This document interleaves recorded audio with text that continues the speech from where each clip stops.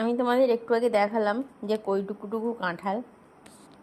আমি তো খাবোই না, কারণ মানে অত এত মিষ্টি কাঁঠালটা। মিষ্টি হতে পারে, ওটা কিন্তু শক্ত না। শক্ত নাই ওটা। হ্যাঁ, এই যে বাপি কি বলছে।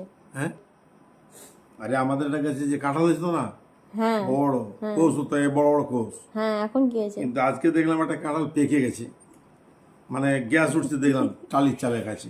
আচ্ছা, আমি দেখলাম কাঁঠালটা পেকে গেছে।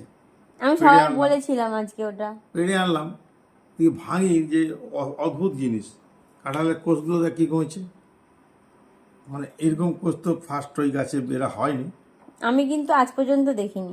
না, অন্য কাঁঠালও হয়নি, এরকম কোষ হয়নি তার বিচ্ছেটা।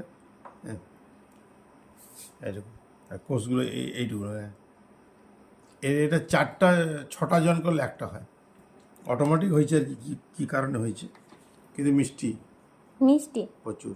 মাও বললো খেয়ে, বলে প্রচুর মিষ্টি। হুম, মিষ্টি হুম, খাও। প্রচুর মিষ্টি। না না, ও এখন এ খাবে, ওর বেশি করে খানা তো আবার এসে ভাতু খাবে। ও ভাতু খাবে মা, আমার মাটা ভাতু খাবে, মাটা